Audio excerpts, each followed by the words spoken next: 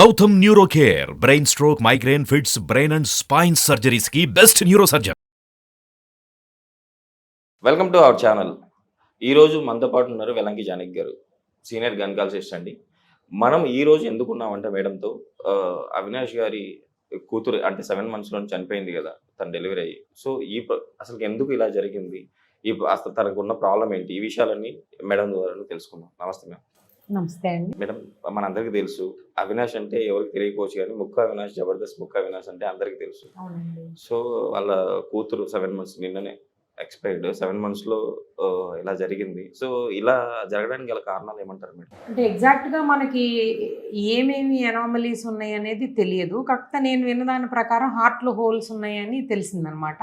సాధారణంగా గర్భిణీ వచ్చినప్పుడు ఏం జరుగుతుందంటే మనము ఫస్ట్ ధృవీకరణకు ఒక స్కాన్ చేస్తాం. అసలు గర్భసంచిలో ఉందా లేదా పక్కన ఉందా ఇవన్నీ తెలుసుకుంటాం. అయిన తర్వాత 11 నుంచి 14 వారాలప్పుడు డబుల్ మార్కర్ టెస్ట్ అని ఒక బ్లడ్ టెస్ట్ ఉంటుంది. ఆ టెస్ట్ చేస్తాం అనమాట. దానిలో ఏమవుతుందంటే బీటా హెచ్సిజీ, పిఏపిపిఏ అని ఈ 2 టెస్టుల వల్ల మనకు చాలా వరకు క్రోమోజోమల్ ఎనామలీస్ ఏమైనా ఉన్నాయేమో తెలుస్తుంది అనమాట. దాని తర్వాత ఒక ఎన్టీ స్కాన్ అని చేస్తాం. అంటే ప్రతి మనిషిలో ఒక భార్య కానీ భర్త కానీ కలయికలో ఎనామలీస్ వచ్చే అవకాశం ఉన్నప్పుడు అవన్నీ కూడా మొదటి ట్రైమిస్టర్ అంటే మీకు తెలుసు కదా, త్రైమాసికాలు అంటే 3 త్రైమాసికాలు ఉంటాయి, అందరికీ తెలిసిన విషయమే. మొదటి 3 నెలల్లోనే గుర్తించేయచ్చు. సో అది తెలిసిపోయింది అనుకోండి. అది తెలిసినప్పుడు ఈ రోజున ఇంకా అసలు ఏ రకమైన ఇన్వేషన్ లేకుండా NIPS, NIPT అని ఈ టెస్ట్లు వచ్చినాయి. కేవలం అంటే సెల్ ఫ్రీ DNA తల్లిలో తీసి మనం చెప్పగలుగుతున్నాం ఎనామలీస్ ఉన్నాయని అదని. ఆ తర్వాత 11 to 14 weeks తర్వాత నెక్స్ట్ స్టెప్ 20 వారాలకు మళ్ళీ చేస్తాం అనమాట. దానిలో కూడా మళ్ళీ ఇట్లా క్వాడ్రుపుల్ టెస్ట్ అని ఉంటాయి అనమాట, బ్లడ్ టెస్ట్. దాంతోపాటు స్కానింగ్ జరుగుతుంది. దాన్ని ఎర్లీ టీఫా స్కాన్. అనుమానం వచ్చినప్పుడు కొంచెం 18 వారాలకు చేయొచ్చు, లేదా 16 వారాల నుంచి స్కాన్స్ ట్రాక్ చేస్తూ చేయొచ్చు. అప్పుడు కూడా NIPT అని నాన్ ఇన్వేజివ్ కేవలం బ్లడ్ టెస్ట్ చేయొచ్చు. తర్వాత యామ్నియోసెంటిసిస్ అని ఒకటి చేస్తాం, అది ఇన్వేజివ్. కొంత లిక్విడ్ యామ్నియోటిక్ ఫ్లూయిడ్ తల్లిలో నుంచి తీసి ధృవీకరణ చేస్తాం. అవన్నీ కూడా క్రోమోజోమల్ ఎనామలీస్ పసిగడతాయి. అప్పుడు మనకు డౌట్ వచ్చినప్పుడు ఫీటల్ ఎకోకార్డియోగ్రఫీ చేస్తాం. అంటే ఫీటల్ ఎకో అంటే మీకు అర్థమవుతుంది కదా, హార్ట్ బేబీలో అన్ని వాల్వ్స్ బాగున్నాయా లేవా, రంధ్రాలు ఏమన్నా ఉన్నాయా ఆ టైంలోనే తెలుసుకోవచ్చు. అంటే 20 వారాల్లో తెలుసుకున్నప్పుడు అబార్షన్ అనేది అడ్వైజ్ అవసరమైతే పిడియాట్రిక్ సర్జరీ ఒపీనియన్ తీసుకుని అబార్షన్ అనే ఆప్షన్ పేషెంట్స్కి ఇస్తాం అనమాట.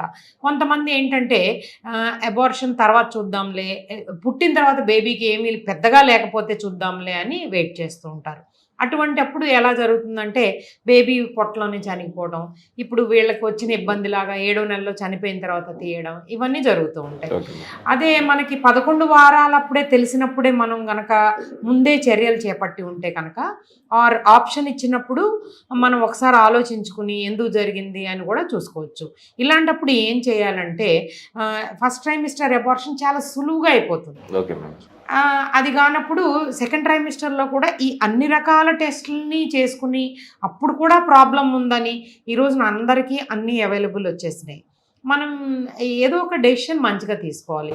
ఒకటి తల్లిలో ప్రాబ్లం ఉండొచ్చు, క్రోమోజోమల్ అనాలిసిస్ వాళ్ళలో తల్లిలో ప్రాబ్లం ఉండొచ్చు, తండ్రిలో కూడా ప్రాబ్లం ఉండొచ్చు. కానీ 3వ ఆప్షన్లో ఇదే చాలా కామన్గా జరుగుతుంది. వాళ్ళిద్దరూ నార్మల్గానే ఉంటారు, కానీ కలయిక లేట్ అయినప్పుడు ఎగ్ ఏజ్డ్గా ఉండొచ్చు, స్పర్మ్ ఏజ్డ్గా ఉండొచ్చు. అప్పుడు పుట్టే బేబీకి ఇలా అవాంఛితంగా అనుకోని విధంగా ఒక్కసారి రావచ్చు. కానీ ఒకసారి మనం వెల్కమ్ చేస్తూ ఈరోజు మామూలు బేబీ షవర్ అని ఫోటోషూట్లని వైరల్ అయిపోయి ఇట్లా వీళ్ళందరికీ తెలిసిపోయిన కప్పులు కదా అందరూ వెయిట్ చేస్తున్నారు, మంచి బేబీని ఎప్పుడు ఇస్తారు చూద్దాము అన్న టైంలో వీళ్ళు చాలా అప్సెట్ అయిపోతారు. ఈ ఎమోషనల్ ఫీలింగ్స్ని క్యారీ చేయడం అనేది చాలా చాలా ఇంపార్టెంట్ అనమాట. ఒకసారి వద్దు అనుకున్నప్పుడు ఈ షూట్లు ఇవన్నీ పెట్టుకుని అన్నెసరీగా మనం ఇది ప్రాబ్లమ్స్ అనేవి కొని తెచ్చుకోకూడదు. అంతా బాగుంది, ఎన్టీ స్కాన్ బాగుంది, ఇట్లాగ బ్లడ్ టెస్టులు బాగున్నాయి, ఎన్ఐపిటి బాగుంది, తర్వాత ఇంకా క్వాడ్రపుల్ బాగుంది, ఫీటల్ ఎక్కువ బాగుంది, అన్నీ బాగున్నాయి, మీరు కంటిన్యూ చేస్తున్నారు అన్నప్పుడు అప్పుడు పెట్టుకోండి. మీ ఎమోషనల్గా మీరు బేబీ షవర్ అని కానీ ఇవన్నీ అప్పుడు పెట్టుకోండి. కానీ ఒకసారి వచ్చిన ప్రాబ్లం మరోసారి వచ్చే అవకాశం ఉంటుంది కనుక జాగ్రత్తగా ఉండడం అనేది చాలా చాలా అవసరం. అలాగే ఈ టెస్టులన్నీ కూడా జరుగుతూ ఉంటాయి. మేడం ఇంకోటి, ఇప్పుడు యాక్చువల్లీ ప్రెగ్నెంట్గా ఉన్నప్పుడు 3 months 4 months 5th month వాళ్ళు ఫోటోషూట్లు చేస్తూ ఉంటారు.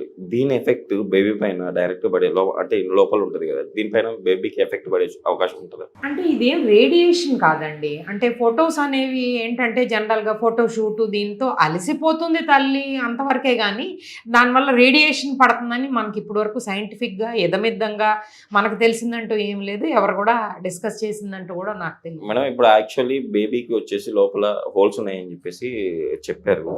బట్ ఈ హోల్స్ మన లోపల బేబీ కడుపులో ఉన్నప్పుడే అంటే సాల్వ్ చేయలేమా?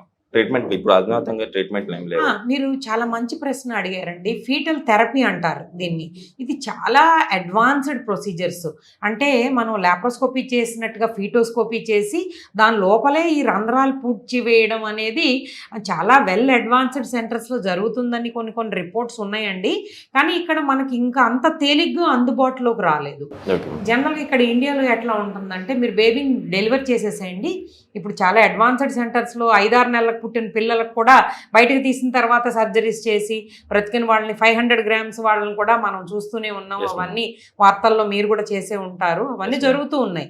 లోపల మన గర్భసంచిలో ఉండగానే చేయడం అనేది మనకి ఇంకా అంత వైడ్గా అవైలబిలిటీ ఉందని మనకు తెలియడం లేదు. మేడం ఇప్పుడు హార్ట్లో హోల్ ఉంది మేడం.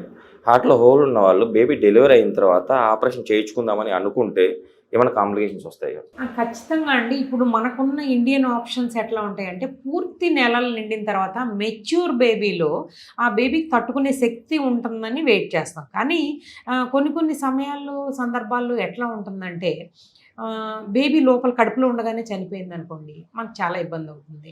అంటే మనం వెయిట్ చేస్తూ ఉంటాం అనమాట. నిండు నెలల వరకు అంటే 9 నెలలు నిండి మనకు అందరికీ తెలుసు కదా, 40 వారాల లోపల ఉన్న బేబీ తట్టుకునే శక్తి ఎక్కువ ఉంటుంది, మనం వెయిట్ చేస్తాం. కానీ అన్ఫార్చునేట్గా బేబీ 7వ నెలలోనూ 8వ నెలలోనూ ఇలా చనిపోయింది అనుకోండి, అప్సెట్ అవుతూ ఉంటారు అనమాట. అందుకని ప్రీమెచ్యూర్గా బేబీని ఎవరు కూడా ముందే తీసేసి ఆపరేషన్ చేయడం అనేది జరగదు.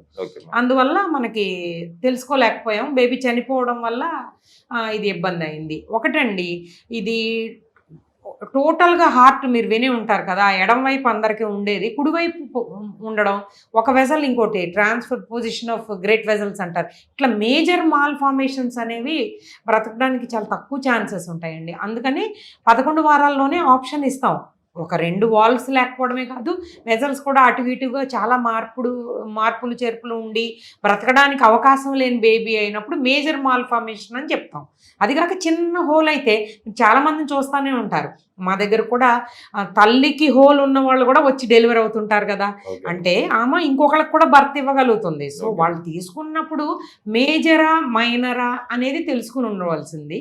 దాని ప్రకారంగా మనం ప్రొసీడ్ అవ్వాలి. మేడం ఇప్పుడు ఆల్రెడీ ముక్కా అవినాష్ గారు తను కూడా ఒప్పుకున్నాడు ఏంటంటే, నేను నిజంగా ఇది ముందరనే నేను గమనించాల్సింది తప్పు నేను చేశాను అని చెప్పేసి. ఇలాంటి వారికి మీరు ఎలాంటి సలహాలు ఇస్తారు? అంటే ఇప్పుడు మనము ఏదైనా కానీ అండి, ప్రివెన్షన్ ఈజ్ బెటర్ అండి. మనకు ముందే తెలిసినప్పుడు ఆప్షన్స్ అనేవి డాక్టర్ తప్పకుండా ఈరోజు కౌన్సిల్ చేస్తారు. ఆప్షన్స్ అనేవి మనం అవసరమైతే సెకండ్ ఒపీనియన్కి వెళ్ళాలి, తీసుకోవాలి. ఆ డాక్టర్లు వాళ్ళ మంచి కోసమే కదా చెప్తారు. అలా చెప్పినప్పుడు కన్సిడర్ చేసి ఒకవేళ అబార్ట్ చేసేయవలసి వస్తే చేసేయాలి. ఎందుకంటే నెక్స్ట్ బిడ్డ గ్యారంటీగా అలా ఉండాలని ఏం రూల్ లేదు కదా. వీళ్ళిద్దరు క్రోమోజోమల్ మేకప్ బాగానే ఉన్నప్పుడు ఇంకొక బేబీకి ఒక ఛాన్స్ ఉండేది, చాలా మంచిగా ఉండేది.